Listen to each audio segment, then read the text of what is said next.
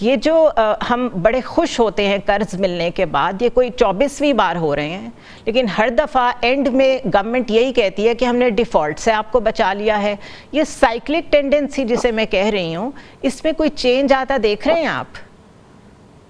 कोई चेंज नहीं आता देख रहा हूँ। और ये देखिए, हमारा लेवल अब इतना लो हो गया है, ये बिल्कुल एक आम फहम किसी शख्स के लिए समझने के लिए कि जी अगर आप बहुत ही क्रिटिकल कंडीशन में कोई पेशेंट है तो आप उसको जिंदगी उसकी बचा लें और उसको सेलिब्रेट करें। और अगर मकसद आपका पूरा ऑब्जेक्टिव सिर्फ यही रहे कि जी आपने जिंदगी किसी तरह से बचा ली है उसकी, बाकी वो बीमार पड़ा है, बिस्तर से नहीं उठ सकता, तकलीफ में है। तो व्हेन यू से कि जी आपने डिफॉल्ट से बचा लिया, तो इसका मतलब ये है कि लोन्स मिलना और रोल ओवर्स होना ये आपकी टोटल इकोनॉमिक मैनेजमेंट का हिस्सा है। कि इसके अलावा एम्प्लॉयमेंट जनरेशन है, टैक्स टू जीडीपी रेशो है, या आपके दूसरे राफ हैं, महंगाई है, पॉवर्टी है, डेफिसिट्स हैं, क्या उसका फुकदान है, इन्वेस्टमेंट का फुकदान है जो कि 50 इयर्स का लोएस्ट लेवल है इस वक्त। तो ये सारी चीजें जो है वो जाहिर है मईशत को तकवीत देती हैं। अब ये तो आपका एक कर्ज मिल गया है, और अगर आप पिछले 2 साल में देखें कि 29 ट्रिलियन रुपीस टोटल फॉरेन और लोकल डेट मिला के कन्वर्टेड इनटू रुपीज 29 ट्रिलियन का कर्जा ऐड हुआ है, which is never been the case. इससे फास्ट कभी भी कर्जों में ग्रोथ नहीं हुई है। और इसके साथ अगर आप फाइनेंस मिनिस्टर का बयान सुनेंगे तो उसमें वो कह रहे हैं कि अब हम वर्ल्ड बैंक भी जा सकते हैं, अब हम और बॉन्ड्स भी कर सकते हैं। वो सारे कर्ज के हवाले से बातें करते हैं। तो IMF अगर रेसिपी होता जुनैरा पाकिस्तान की मईशत को ठीक करने का या किसी और मुल्क की मईशत को ठीक करने का, तो 24 प्रोग्राम पहले कर चुके होते ना। 24 program is not a joke. 24 program मतलब ये है कि दुनिया में कभी किसी मुल्क ने 24 IMF प्रोग्राम नहीं दिए।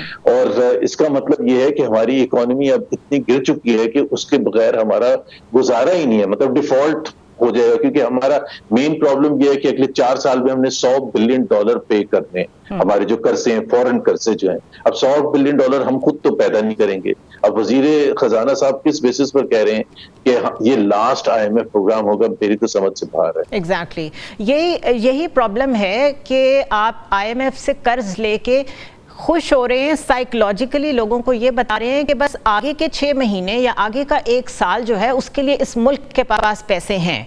वो पैसे भी कहाँ लगने हैं हमें नहीं पता, आम आदमी को रिलीफ मिलना है नहीं मिलना हमें नहीं पता, मिनी बजट आना है नहीं आना, चीज़ें अभी तक हवा में हैं। और क्योंकि 24 प्रोग्राम्स का हमने जिक्र किया, तो हमारी हिस्ट्री यही बताती है कि असल इशूज़ की तरफ कोई नहीं जाता, रीस्ट्रक्चरिंग की तरफ, और जो टैक्स बेस है उसको इन्हांस करने के लिए वहाँ फिर इनके पॉलिटिकल मसाइल आ जाते हैं, ये उससे एक स्टेप पीछे ले लेते हैं। तो ये जो PIA की प्राइवेटाइजेशन है उसी को अगर हम एज एन एग्जाम्पल ले लें कि इन्होंने कहा था अब हम प्राइवेटाइजेशन भी स्टार्ट करेंगे, वो भी कहीं गुम हो गई है। यूटिलिटी स्टोर्स की कोई बातचीत सुनी थी, वो भी कहीं गुम हो गई है। रोज एक नया फीलर आता है और वो डिसॉल्व हो जाता है विद इन 24 आवर्स और सो। ये आपके ख्याल में ये सिर्फ लोगों की कंजम्पशन के लिए होता है कि वाकई कुछ हो रहा है? एक तो लोगों की कंजम्पशन का, तो पाकिस्तान के लोगों की कंजम्पशन का तो उनको कोई कंसर्न नहीं है। IMF कंजम्पशन का उनको कंसर्न है। और ये भी नहीं भूलना चाहिए और इसको एम्फसाइज भी करना चाहिए कि 25वां ये जो IMF प्रोग्राम है इसकी कितनी कड़ी शराइत हैं। पाकिस्तान एक, अब पहले तो ये होता था सिर्फ IMF का जो फोकस होता था ऑन द फेडरल गवर्नमेंट होता था कि वो अपना कैसे मैनेज कर रहे हैं फाइनेंसेस को। इस IMF प्रोग्राम में हमने ये भी राइट दे दिया कि सूबाई हुकूमतें जो है उसका भी जो है जवाब देना पड़ेगा और जवाब देना पड़ेगा। जैसे अभी मरियम नवाज की हुकूमत ने 2 महीने के लिए सब्सिडी दी थी, and IMF was very strong. They asked about it. जी, 1 महीने के बाद उन्होंने कहा इसको बंद करें, 2 महीने का, दूसरे महीने का ना दें। तो इतना ज्यादा कड़ी शराइत हैं। तो एक तो बेसिकली ये है कि आवाम के लिए रिलीफ तो जाहिर सी बात है उस वक्त आता है जुनैरा जब हुकूमतें अपने मफाद में अपने तौर पर वो चीजें ठीक करें। जैसे आपने कहा रीस्ट्रक्चरिंग है, जैसे आपने कहा रीस्ट्रक्चरिंग में एक बहुत बड़ा फैक्टर आता है कि जो हमारी पब्लिक सेक्टर एंटिटीज हैं और उनकी बढ़ती हुई जो लॉसेज हैं तकरीबन 1 trillion rupees per annum cross कर गया, जिसमें PIA और तमाम दूसरे इदारे आते हैं। ये जो PIA की निजकारी का अमल शुरू हुआ था, ये जो केयरटेकर गवर्नमेंट थी और फवाद हसन फवाद उसके प्राइवेटाइजेशन उनके उन्होंने उसको काफी आगे तक लाके छोड़ा था। फरवरी में जाहिर है उनकी हुकूमत खत्म हो गई थी केयरटेकर, और मार्च में प्रेजेंट हुकूमत आई थी। तो उसके बाद से कोई ऐसा पॉजिटिव मूवमेंट चला नहीं है जहां वो लास्ट एंड तक छोड़ के गए थे। अब मसला ये है कि अभी जो हमारे पास बोलियां भी आई हैं, जो बिड्स आई हैं, जिन्होंने इंटरेस्ट शो किया है, उसमें एक नेगेटिव एस्पेक्ट ये है कि किसी भी फॉरेन एयरलाइन ने इंटरेस्ट नहीं शो किया, विच इज वेरी अमेजिंग कि जी किसी को भी इंटरेस्ट नहीं है। पूरी दुनिया में 200 प्राइवेट एयरलाइंस भी हैं, चाइना की सिर्फ नेशनल एयरलाइन नहीं है, बहुत सी प्राइवेट एयरलाइंस भी हैं जो पहले इंटरेस्ट देती थी, दूसरी एयरलाइंस हैं। सो एक तो वो नहीं है, और फिर आप आगे बढ़ाते चले जा रहे हैं। अभी एग्जैक्टली पता नहीं है कि वो प्रोसेस कैसे।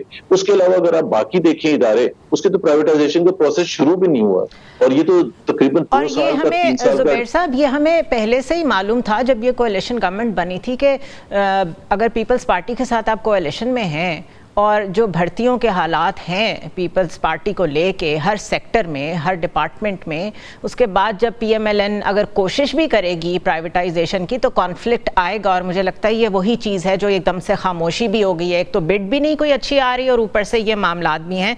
थोड़ा सा सियासत की तरफ आते हैं। बिलावल भुट्टो ने एक तरह से झंडा उठाया हुआ है इस आईनी तरमीम को आगे लेके जाने के लिए। वो इसको बिल्कुल चार्टर ऑफ डेमोक्रेसी के साथ लिंक करते हैं, बेनज़ीर भुट्टो का मिशन करार देते हैं, बार्स के साथ, वकला के साथ इंगेज भी कर रहे हैं।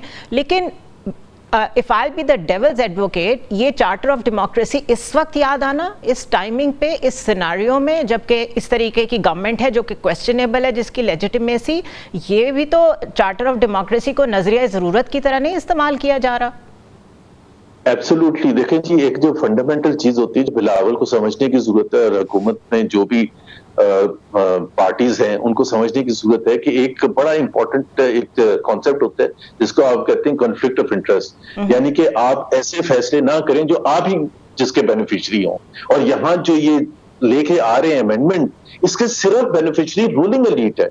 वो कैसे है इस वक्त की रूलिंग एलीट कि आप अपनी जुडिशरी को सबसर्विएंट बनाने की बात कर रहे हैं। जस्ट द फैक्ट कि प्राइम मिनिस्टर अपॉइंट करेगा नया chief justice of the federal court, जो कि ऑल पावरफुल कोर्ट होगा, तो उसके प्राइम मिनिस्टर के मरहूने मिन्नत होंगे ना, जो भी फेडरल कोर्ट के चीफ जस्टिस बनेंगे। इसी तरह से ट्रांसफर पोस्टिंग्स वगैरह जो होंगी, और ये जो है इस वक्त लाना, और जिस अंदाज में लाना, देखना, एक तो उसमें तो सिर्फ एक लाइन थी बाय द वे, उसमें चार्टर ऑफ डेमोक्रेसी में कोई इसका कॉन्सेप्ट, कोई डिटेल्स नहीं थी। एक लाइन को लेके उस तरह से लेके आ रहे हैं, विच विल एंश्योर कि this is Junaira a new PCO, जिसे मुशर्रफ साहब लेके आए थे, जैसे ज़ियाउल हक लेके आए थे। ये PCO है जिसके तहत जजेस जो होंगे बिल्कुल मरहूने मिन्नत होंगे। उनको एक तरह से नया ओथ लेना पड़ेगा कि जी ये हुकूमत वक्त के लिए वो किस तरह से राह हमवार करेंगे।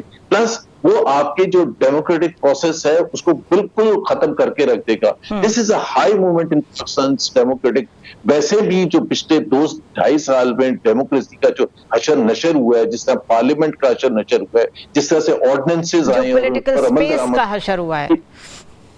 अभी आप देखें ना, एक ऑर्डिनेंस जो आया था, जो वो कमेटी है जजेस की, उसका रात को ऑर्डिनेंस आया और विद इन लाइटनिंग स्पीड से काजी फाइज और उन्होंने वो चेंज कर दिया जो उसकी कॉम्पोजिशन थी। थोड़ा 24 घंटे का। तो और ये भाई काजी फाइज इससे जो पहले कहते थे ये क्या मुल्क ऑर्डिनेंसेस पर चलेगा, चीजें तो रिवर्स हो जाती है जब रोल्स रिवर्स होते हैं। हमने तो पाकिस्तान की हिस्ट्री में यही देखा है। My last question to you, आपको लग रहा है कि कॉन्स्टिट्यूशनल कोर्ट बन जाएगी, ये आईनी अमेंडमेंट्स पास हो जाएंगी, और ये पैरेलल कोर्ट जो ये बनाना चाह रहे हैं उसके जो चीफ जस्टिस होंगे वो काजी फाइज ईसा होंगे? मेरा ख्याल है, I think I am very disappointed at the overall reaction of the civil society, especially lawyers, legal community. मतलब जिस अंदाज में रिएक्ट करना चाहिए था, जो व्हाट इज एट स्टेक, उसकी रियलाइजेशन होनी चाहिए। बड़ा क्लियर है कि उसमें एक डिवीजन है, अनलाइक व्हाट वी सॉ 2007 में जब लॉयर्स मूवमेंट चली थी। तो मैं तो समझता हूँ कि बिल्कुल वोट भी मिल जाएंगे। और मेरा अपना अंदाजा, I hope I am proved wrong और कॉन्स्टिट्यूशनल कोर्ट भी बन जाएगा और काजी फायज ईसा उसके चीफ जस्टिस होंगे।